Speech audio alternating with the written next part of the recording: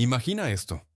Eres una joven novia llamada Margot, con apenas 15 inviernos, de pie en el umbral de una cabaña de piedra en el año 1347 de Cristo. Mientras tu nuevo esposo, Henrik, se acerca al lecho nupcial, los juncos bajo tus pies descalzos crujen con cada paso nervioso.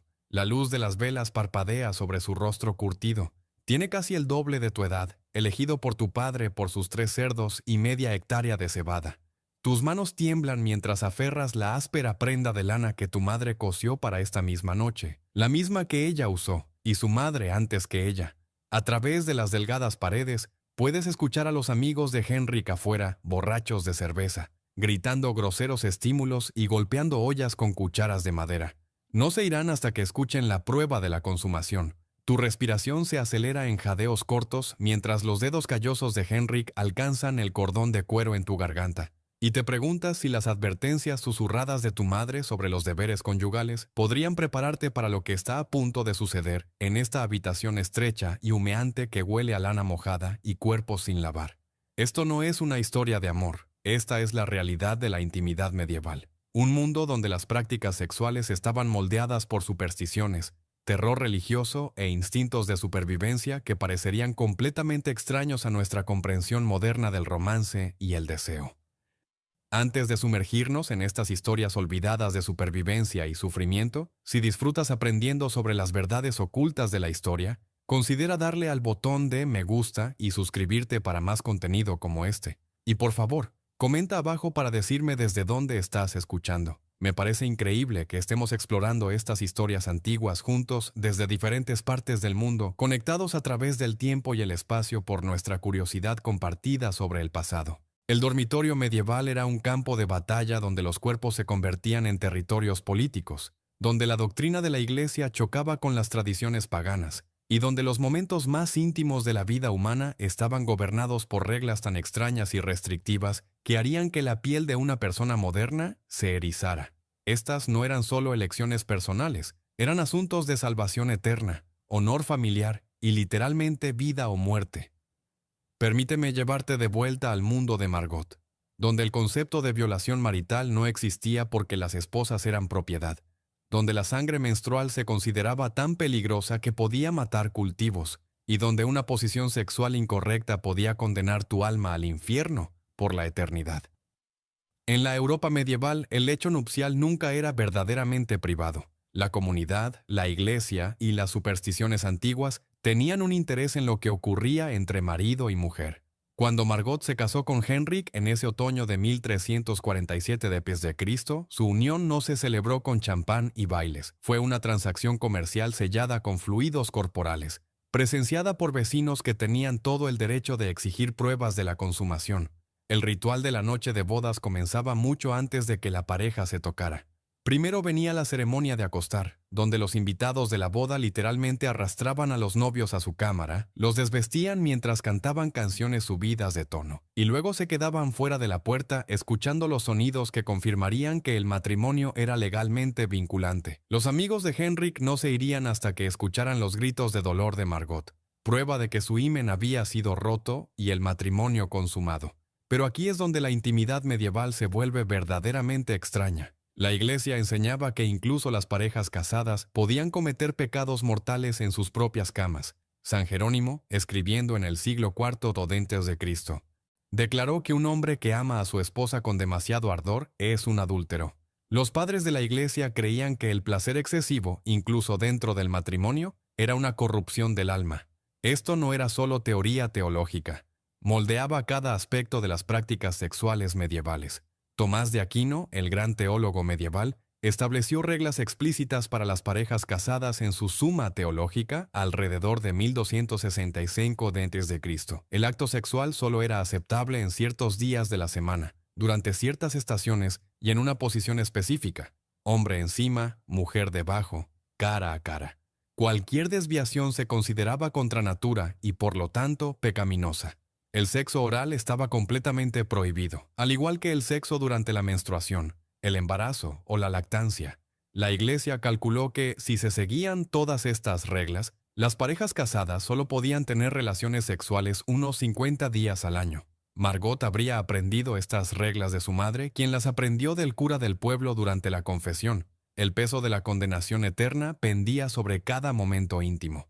Cuando Henrik se acercaba a ella en un miércoles prohibido durante la Cuaresma, ella enfrentaba una elección imposible: someterse a la voluntad de su esposo y arriesgar su alma, o negarse y enfrentar su ira en un mundo donde la violencia doméstica no solo era legal, sino que se esperaba. La comprensión medieval de la sexualidad femenina se basaba en malentendidos fundamentales que persistirían durante siglos. Los textos médicos de la época, influenciados por fuentes griegas y romanas antiguas, enseñaban que las mujeres eran esencialmente hombres defectuosos. Sus órganos sexuales eran simplemente versiones invertidas de los genitales masculinos. La vagina se consideraba un pene invertido y los ovarios eran testículos internos. Esto no era mera ignorancia. Era un conocimiento médico codificado, enseñado en universidades de toda Europa. Estas creencias tuvieron profundas consecuencias en cómo los medievales entendían el deseo y el placer femenino.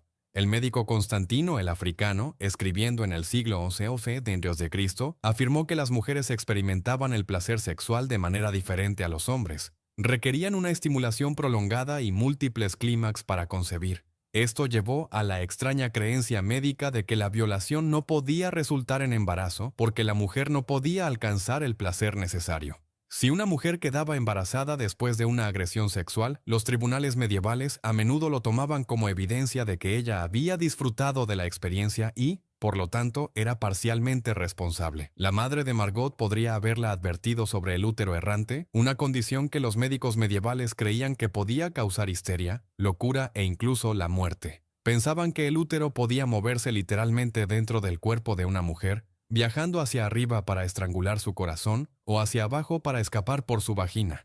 Los tratamientos incluían fumigar la vagina con olores agradables para atraer al útero de vuelta a su lugar, o aplicar sustancias malolientes en la nariz para empujarlo hacia abajo. El periodo medieval heredó una compleja red de creencias sobre la fertilidad de las tradiciones paganas que la Iglesia nunca logró erradicar por completo. Las mujeres sabias del pueblo, a menudo marcadas como brujas por generaciones posteriores, mantenían un conocimiento subterráneo de hierbas, rituales y prácticas diseñadas para fomentar la concepción, prevenir el embarazo o asegurar el nacimiento de hijos varones.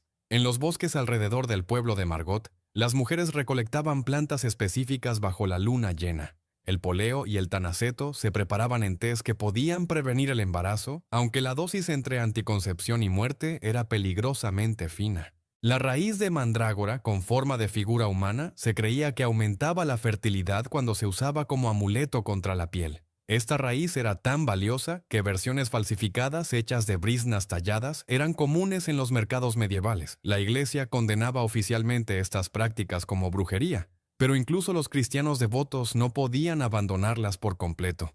La línea entre la medicina popular y la magia era imposiblemente difusa. Una mujer podía rezar a Santa Margarita por un parto seguro mientras enterraba en secreto un pedazo de placenta bajo su umbral para asegurar la fertilidad futura. Podía llevar un crucifijo a la iglesia mientras ocultaba un trozo de ámbar entre sus pechos para prevenir un aborto espontáneo. La anticoncepción medieval era una mezcla peligrosa de superstición, veneno y desesperación. A las mujeres se les enseñaba a saltar hacia atrás 7 veces después del coito para prevenir la concepción o a beber vino mezclado con abejas trituradas. Más peligrosas eran las pociones hechas con mercurio, plomo y otras sustancias tóxicas que a menudo mataban a la mujer junto con cualquier embarazo potencial. Las consecuencias de un embarazo no deseado eran severas. En un mundo sin anticoncepción confiable, las mujeres enfrentaban la constante amenaza de muerte en el parto. Las tasas de mortalidad materna eran asombrosas. 1 de cada 3 mujeres moría durante o poco después del parto. Para las mujeres solteras, el embarazo a menudo significaba destrucción social, exilio o muerte. La práctica del infanticidio, aunque oficialmente condenada, era ampliamente entendida como el último recurso de una mujer desesperada. Las negociaciones matrimoniales medievales se llevaban a cabo como campañas militares, con los cuerpos como el principal campo de batalla. Cuando el padre de Margot arregló su matrimonio con Henrik, su virginidad era literalmente su dote, más valiosa que cualquier oro o ganado que pudiera ofrecer.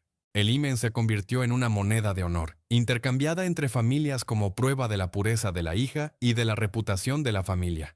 La noche de bodas no se trataba solo de consumación. era sobre la verificación pública de la virginidad de la novia. Las sábanas ensangrentadas se mostrarían a la multitud reunida como prueba de que el matrimonio era legítimo. Si no aparecía sangre, la novia podía ser devuelta a su familia en desgracia, marcada como prostituta o incluso asesinada por fraude. La presión sobre las jóvenes novias era enorme. Algunas pinchaban secretamente sus dedos o escondían sangre de gallina para falsificar la evidencia que sus nuevas familias exigían. Pero la comprensión medieval de la virginidad era irremediablemente defectuosa. Creían que el himen era una membrana sólida que bloqueaba completamente la abertura vaginal, en lugar de ser un tejido parcial y flexible como realmente es. Pensaban que su ausencia era una prueba absoluta de actividad sexual, cuando en realidad puede romperse por montar a caballo, levantar objetos pesados o simplemente por variaciones naturales en la anatomía. La doctrina de la Iglesia sobre la consumación creó sus propias prácticas extrañas. Un matrimonio no se consideraba legalmente vinculante hasta que se había producido el coito sexual, lo que significaba que probar o refutar la consumación se convirtió en un asunto de investigación legal. Los tribunales eclesiásticos examinaban a ambos, esposo y esposa, entrevistándolos por separado sobre los detalles íntimos de su noche de bodas. Inspeccionaban el cuerpo de la mujer en busca de signos de penetración y preguntaban a los vecinos qué habían escuchado a través de las paredes. Las posiciones sexuales medievales estaban estrictamente reguladas por la doctrina de la Iglesia, pero la realidad era mucho más compleja. La posición del misionero no solo era preferida, sino que era la única que no condenaría tu alma al infierno. La Iglesia enseñaba que cualquier posición que pusiera a la mujer encima era contra natura porque violaba el orden natural de la dominación masculina. La entrada trasera se consideraba bestial, relacionando la sexualidad humana con las prácticas de apareamiento animal. Sin embargo, la literatura medieval insinúa una realidad más compleja. Los fabliaux, cuentos cómicos subidos de tono populares en la Francia medieval, describen encuentros sexuales que habrían escandalizado a las autoridades eclesiásticas. Estas historias, a menudo contadas por juglares ambulantes en tabernas y plazas de mercado, revelan un mundo secreto donde las parejas experimentaban con prácticas prohibidas a pesar de la amenaza de la condenación eterna. El poeta francés Andreas Capellanus, escribiendo alrededor de 1004 describió elaborados rituales de cortejo que incluían instrucciones detalladas para posiciones y técnicas sexuales. Su trabajo sugiere que, al menos entre la nobleza, había una comprensión sofisticada del placer sexual que iba mucho más allá de las enseñanzas restrictivas de la Iglesia. Sin embargo, estas prácticas eran secretos peligrosos. El descubrimiento podía significar excomunión, exilio o muerte. Los medievales vivían aterrorizados por los demonios sexuales que se creía que acechaban a los humanos en sus momentos más vulnerables. El súcubo y el íncubo no eran solo folclore. Eran hechos médicos y teológicos aceptados. Las autoridades eclesiásticas enseñaban que estos demonios podían tomar forma humana para seducir a hombres y mujeres, robando su fuerza vital a través del coito sexual. El súcubo, un demonio femenino que seducía a los hombres, era culpado por las emisiones nocturnas, los sueños sexuales y cualquier pensamiento sexual que ocurriera fuera del matrimonio. Los teólogos medievales desarrollaron teorías elaboradas sobre cómo operaban estos demonios. Creían que un demonio podía primero tomar forma femenina para recolectar semen de un hombre, luego transformarse en forma masculina para impregnar a una mujer con el semen robado. Cualquier niño nacido de tal unión se consideraba maldito o demoníaco. El íncubo representaba una amenaza aún mayor para las mujeres medievales. Se decía que estos demonios masculinos eran físicamente más fuertes que los humanos y capaces de dominar a sus víctimas. Las mujeres que reportaban sueños sexuales o experiencias que no podían explicar a menudo eran acusadas de consorcio con demonios. La línea entre víctima y bruja era aterradoramente delgada.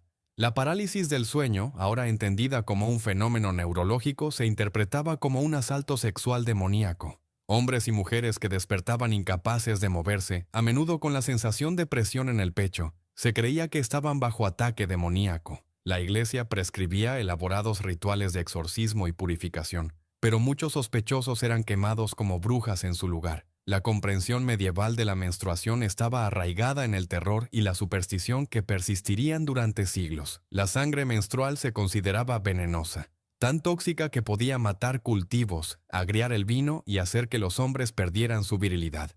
El naturalista romano Plinio el Viejo, cuyos trabajos aún se estudiaban en las universidades medievales, afirmó que la sangre menstrual podía enloquecer a los perros y hacer que los cuchillos perdieran su filo. Las mujeres durante sus ciclos mensuales eran consideradas contaminantes peligrosas que debían ser aisladas de la sociedad normal. No podían entrar en iglesias, preparar comida ni tocar objetos sagrados. En muchos pueblos, las mujeres menstruando debían vivir en cabañas especiales fuera de la comunidad hasta que su sangrado cesara.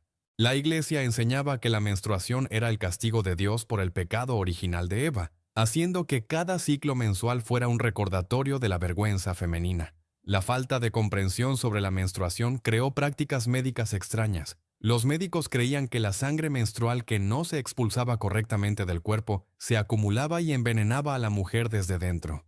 Prescribían sangrías, purgas y otros tratamientos peligrosos para equilibrar los humores femeninos. Algunos doctores recomendaban el coito sexual como cura para los trastornos menstruales, creyendo que el semen masculino podía neutralizar los efectos tóxicos de la sangre menstrual. Las mujeres medievales desarrollaron su propio conocimiento secreto sobre cómo manejar sus ciclos. Usaban musgo, trapos de tela y piel de oveja como protección menstrual primitiva. Seguían sus ciclos por las fases lunares y desarrollaban remedios herbales para aliviar los calambres y regular su flujo. Este conocimiento se transmitía a través de generaciones de mujeres, cuidadosamente oculto de los médicos masculinos y las autoridades eclesiásticas que podrían condenarlo como brujería. El periodo medieval vio el surgimiento de teorías elaboradas sobre la compatibilidad sexual basadas en signos astrológicos, humores corporales y características físicas. Los médicos medievales creían que el placer sexual y la fertilidad dependían del equilibrio adecuado de humores calientes y fríos, húmedos y secos en ambos compañeros. Un esposo caliente podría ser incompatible con una esposa fría, lo que llevaba a disfunción sexual e infertilidad. El examen físico de los posibles esposos era común entre las familias adineradas. Los médicos examinaban el cuerpo de la novia en busca de signos de su temperamento sexual. Caderas anchas indicaban fertilidad, mientras que caderas estrechas sugerían esterilidad. El tamaño y la forma del pene del novio se analizaban para determinar la compatibilidad con su futura esposa. Estos exámenes se realizaban con la misma desapego clínico utilizado para examinar el ganado. Las autoridades eclesiásticas desarrollaron sus propias teorías sobre la compatibilidad sexual basadas en características espirituales en lugar de físicas. Enseñaban que las parejas que estaban demasiado relacionadas, ya sea por sangre o por parentesco espiritual, serían malditas con disfunción sexual y niños monstruosos. Las complejas reglas de consanguinidad significaban que muchos matrimonios medievales eran anulados más tarde cuando se descubrían conexiones familiares previamente desconocidas. La sexualidad medieval estaba profundamente entrelazada con conceptos de honor, vergüenza y posición social. La destreza sexual de un hombre estaba directamente vinculada a su reputación como guerrero y líder. La impotencia no era solo un fallo personal, era una humillación pública que podía destruir la posición de un hombre en su comunidad. Los franceses medievales desarrollaron eufemismos elaborados para la disfunción sexual, creando un vocabulario de vergüenza que impregnaba cada aspecto de la interacción social. Para las mujeres, la reputación sexual era aún más frágil. La más mínima insinuación de impropiedad podía destruir las perspectivas matrimoniales de una mujer y el honor de su familia. Las ciudades medievales eran comunidades pequeñas donde todos conocían los asuntos de los demás. Una mujer vista hablando con un hombre que no fuera su esposo o pariente podía ser marcada como prostituta. Los estándares de comportamiento femenino eran tan restrictivos que incluso las mujeres casadas vivían en constante temor al chisme y la acusación. El sistema legal medieval reflejaba estas ansiedades sexuales en su tratamiento de la violación, el adulterio y la agresión sexual. La violación no se definía como un crimen contra la mujer, sino como un crimen contra el hombre que la poseía, su padre, esposo o señor. El castigo por violación variaba drásticamente dependiendo del estatus social tanto de la víctima como del perpetrador. Un noble que violaba a una campesina podía pagar una pequeña multa, mientras que un campesino que violaba a una mujer noble enfrentaría tortura y muerte. El adulterio se castigaba aún más severamente, pero solo para las mujeres. Una mujer casada que tuviera sexo con cualquier hombre que no fuera su esposo podía ser asesinada por su esposo sin consecuencias legales. Los códigos legales medievales otorgaban específicamente a los esposos el derecho a asesinar a esposas adúlteras y a sus amantes si eran sorprendidos en el acto. Los hombres, sin embargo, generalmente eran libres de tener sexo con mujeres solteras, prostitutas o sus propias sirvientas sin consecuencias legales. El periodo medieval vio el desarrollo de elaborados rituales de cortejo que influirían en la cultura europea durante siglos. La tradición del amor cortés, popularizada en la poesía de los trovadores, creó un mundo paralelo donde el deseo sexual se elevaba a una búsqueda espiritual. Estos ideales románticos eran principalmente una fantasía literaria disfrutada por la nobleza, pero tuvieron profundos efectos en cómo los medievales entendían la relación entre amor y sexualidad. La tradición del amor cortés enseñaba que el verdadero amor solo podía existir fuera del matrimonio. La devoción de un caballero por su dama debía permanecer eternamente insatisfecha, existiendo en un estado de anhelo constante que purificaba el alma a través del sufrimiento. Esto creó una división extraña entre la sexualidad matrimonial, que era puramente funcional, y el amor romántico, que era puramente espiritual. La realidad del cortejo medieval era mucho más pragmática. Entre los campesinos, los jóvenes podían tener cierta elección en sus parejas matrimoniales, pero las consideraciones económicas siempre prevalecían sobre las preferencias personales. Una chica del pueblo podía preferir al hijo del herrero, pero si el molinero ofrecía mejores términos a su padre, se encontraría casada con un hombre que apenas conocía. Las prácticas de compromiso medieval incluían rituales diseñados para probar la compatibilidad de los posibles esposos. En algunas regiones, las parejas comprometidas podían dormir juntas vestidas, separadas por una tabla de madera llamada tabla de separación. Esta práctica permitía a las familias evaluar si la pareja era físicamente compatible sin arriesgar un embarazo o violar la doctrina de la Iglesia sobre el sexo premarital. El periodo medieval heredó una compleja tradición de magia sexual y rituales de fertilidad de culturas paganas anteriores. Estas prácticas fueron llevadas a la clandestinidad por la persecución cristiana, pero nunca desaparecieron por completo. Los campesinos medievales continuaron practicando antiguos rituales de fertilidad, a menudo disfrazados como celebraciones cristianas o incorporados a la medicina popular. La celebración del 1 de mayo conservaba fuertes matices sexuales a pesar de los intentos de la Iglesia por suprimirla. Los jóvenes pasaban la noche en el bosque, supuestamente recolectando flores y ramas para decorar el pueblo. En realidad, el 1 de mayo era una oportunidad para la experimentación sexual y el cortejo fuera de las restricciones normales de la vida del pueblo. Muchos embarazos se calculaban como resultado de encuentros del 1 de mayo, lo que llevaba a un aumento en los nacimientos de febrero. Las celebraciones de bodas incluían numerosos rituales de fertilidad diseñados para asegurar el éxito reproductivo de la pareja. La novia podía ser rociada con granos o nueces para fomentar el embarazo. El lecho nupcial sería bendecido con agua bendita, pero también preparado en secreto con hierbas y amuletos que se creía que mejoraban la fertilidad. Estas prácticas representaban un intento desesperado de controlar la reproducción en un mundo donde la mortalidad infantil era devastadora y la supervivencia familiar dependía de producir hijos sanos. La comprensión medieval de la concepción era una mezcla extraña de filosofía aristotélica, doctrina cristiana y sabiduría popular. Los médicos medievales creían que tanto hombres como mujeres producían una semilla que se combinaba durante el coito para crear nueva vida. Enseñaban que el orgasmo femenino era necesario para la concepción, lo que llevaba a la trágica creencia de que las mujeres que quedaban embarazadas después de una violación debían haber disfrutado de la experiencia. Los medievales desarrollaron teorías elaboradas sobre cómo influir en el sexo de los niños por nacer. Creían que la concepción durante ciertas fases de la luna produciría hijos varones, mientras que otras resultarían en mujeres. La posición de las estrellas en el momento de la concepción se pensaba que influía no solo en el sexo del niño, sino también en su personalidad y perspectivas futuras.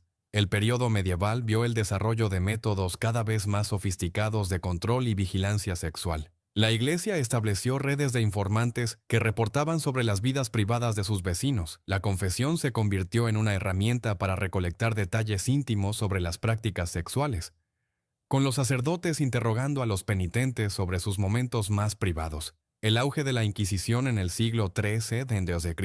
trajo nuevos niveles de persecución sexual. Los sospechosos de herejía eran torturados para que confesaran no solo sus creencias religiosas, sino también sus prácticas sexuales. Los manuales de interrogatorio utilizados por los inquisidores incluían preguntas detalladas sobre posiciones sexuales, frecuencia del coito e incluso las sensaciones físicas experimentadas durante el sexo. Las prisiones medievales incluían castigos especiales para los delitos sexuales. Las mujeres condenadas por adulterio podían ser encarceladas en jaulas tan pequeñas que no podían estar de pie, alimentadas solo con pan y agua hasta que morían de inanición. Los hombres condenados por violación podían ser castrados públicamente antes de ser ahorcados. Estos castigos extremos estaban diseñados no solo para castigar a los culpables, sino para aterrorizar a toda la comunidad hacia la sumisión sexual. El período medieval produjo una vasta literatura de consejos e instrucciones sexuales, aunque la mayor parte estaba oculta para la gente común.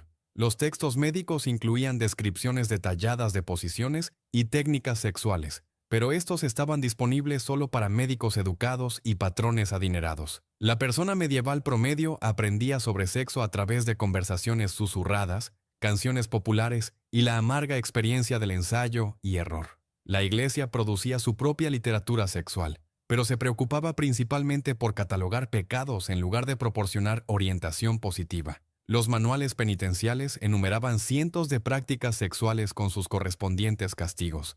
Estos textos revelan una fascinación por los detalles sexuales que contradice la posición oficial de la Iglesia sobre el celibato y la pureza. Los manuales matrimoniales medievales escritos para patrones adinerados ofrecen destellos de las vidas sexuales de la nobleza. Estos textos ofrecían consejos sobre todo, desde técnicas para la noche de bodas hasta la gestión de las relaciones sexuales durante el embarazo. Revelan una comprensión sofisticada del placer sexual que estaba oculta para la población general, pero claramente practicada por aquellos que podían permitirse privacidad y discreción. El período medieval vio el desarrollo de métodos cada vez más elaborados de castigo y control sexual. El cinturón de castidad, aunque probablemente menos común de lo que sugiere la cultura popular, representa las medidas extremas que algunas personas medievales tomaban para controlar la sexualidad femenina. Estos dispositivos no eran solo restricciones físicas, sino símbolos del terror que rodeaba la autonomía sexual femenina. Los burdeles medievales eran simultáneamente legales e ilegales. La Iglesia condenaba oficialmente la prostitución, pero las autoridades seculares a menudo la licenciaban y regulaban. Las ciudades medievales mantenían distritos de luz roja oficiales donde las prostitutas trabajaban bajo supervisión gubernamental. Estas mujeres debían usar ropa distintiva, vivir en áreas designadas y someterse a exámenes médicos regulares. El período medieval produjo algunas de las costumbres sexuales más extrañas de la historia europea. El derecho de primera noche o droit du seigneur supuestamente otorgaba a los señores feudales el derecho a tener sexo con las novias campesinas en su noche de bodas. Aunque los historiadores debaten si esta práctica realmente existió, la mera posibilidad revela la completa vulnerabilidad sexual de las mujeres campesinas medievales. Los medievales creían que las prácticas sexuales podían influir en todo, desde el clima hasta el éxito de las campañas militares. Los reyes y nobles consultaban a astrólogos sobre los mejores momentos para el coito sexual, creyendo que las fuerzas cósmicas presentes en la concepción influirían en el destino de sus hijos. Los comandantes de ejércitos podían ordenar a sus soldados a abstenerse de sexo antes de la batalla, creyendo que la actividad sexual drenaría su vigor marcial. El período medieval vio el desarrollo de métodos cada vez más sofisticados de vigilancia y control sexual. Las comunidades de los pueblos desarrollaron elaborados sistemas de presión social diseñados para regular el comportamiento sexual. Los jóvenes rara vez podían estar solos juntos, y se esperaba que las parejas casadas condujeran sus vidas íntimas de acuerdo con los estándares de la comunidad. La comprensión medieval del placer sexual estaba profundamente influenciada por las enseñanzas religiosas sobre la naturaleza del alma y el cuerpo. La Iglesia enseñaba que el placer sexual era una trampa tendida por el diablo para alejar a los humanos de la contemplación espiritual. Incluso dentro del matrimonio, el disfrute excesivo del coito sexual se consideraba un pecado que podía condenar el alma al infierno. Los medievales desarrollaron técnicas elaboradas para manejar el deseo sexual y controlar sus cuerpos. El ayuno, los baños fríos y la mortificación física se usaban para suprimir los impulsos sexuales. A los jóvenes se les enseñaba a evitar situaciones que pudieran llevar a la excitación sexual, incluyendo ciertos alimentos, música y formas de entretenimiento. El período medieval produjo una vasta cultura subterránea de transgresión y rebelión sexual. A pesar de los intentos de la Iglesia por controlar la sexualidad humana, los medievales encontraron formas de expresar sus deseos y buscar placer. Este mundo secreto de rebelión sexual existía junto a la cultura oficial de represión y control. La sexualidad medieval estaba moldeada por consideraciones prácticas que las personas modernas rara vez consideran. La falta de privacidad en los hogares medievales significaba que el coito sexual a menudo ocurría en espacios compartidos con niños, sirvientes y miembros de la familia extendida. Los sonidos y olores de la actividad sexual eran parte de la vida diaria de maneras que sorprenderían a las sensibilidades modernas. El período medieval vio el desarrollo de relaciones cada vez más complejas entre la sexualidad y la clase social. Los privilegios sexuales de la nobleza eran parte de su patrón más amplio de dominación social. Los señores y damas tenían acceso a cámaras privadas, alimentos exóticos y tiempo de ocio que les permitían explorar el placer sexual de maneras que eran imposibles para los campesinos. El matrimonio medieval se trataba, en última instancia, de supervivencia más que de amor o satisfacción sexual. En un mundo donde la esperanza de vida era corta y la mortalidad infantil era alta, el propósito principal del matrimonio era producir hijos que pudieran llevar el nombre de la familia y trabajar la tierra. El placer sexual era una consideración secundaria en el mejor de los casos y a menudo se veía como una distracción peligrosa de preocupaciones más importantes. El período medieval produjo algunas de las costumbres sexuales más restrictivas de la historia europea, pero también vio el desarrollo de formas sofisticadas de resistencia y rebelión sexual. Los medievales encontraron formas de buscar placer y expresar sus deseos a pesar de la abrumadora presión social para conformarse a las expectativas religiosas y sociales. Al volver con Margot en su cabaña de piedra, con las manos de Henrik aún alcanzándola bajo la luz parpadeante de las velas, podemos entender su terror, no solo como miedo personal, sino como el peso de las ansiedades sexuales de toda una cultura presionando sobre sus jóvenes hombros. Ella lleva la carga de la doctrina religiosa, el honor familiar, la vigilancia comunitaria y su propio deseo desesperado de supervivencia en un mundo que no le ofrece protección. El período medieval nos recuerda que la sexualidad humana siempre ha estado moldeada por el poder, el miedo y el control social. Las prácticas y creencias extrañas de los medievales nos parecen ajenas ahora, pero surgieron de las mismas necesidades y deseos humanos fundamentales que impulsan el comportamiento sexual en cada era. Comprender la sexualidad medieval nos ayuda a reconocer cómo nuestra propia cultura sexual refleja las estructuras de poder y las ansiedades sociales de nuestro tiempo. La intimidad medieval nunca fue verdaderamente íntima, siempre fue pública, siempre política, siempre peligrosa. El dormitorio era un campo de batalla donde se ganaban y perdían almas, donde el honor familiar se defendía o destruía, donde los momentos más privados de la vida humana estaban gobernados por reglas que parecían diseñadas para eliminar el placer y maximizar el sufrimiento. El período medieval produjo algunas de las costumbres sexuales más restrictivas de la historia europea. Pero también revela la increíble resiliencia del deseo sexual humano. A pesar de siglos de persecución religiosa, control social y castigo legal, los medievales encontraron formas de buscar amor, placer y conexión íntima.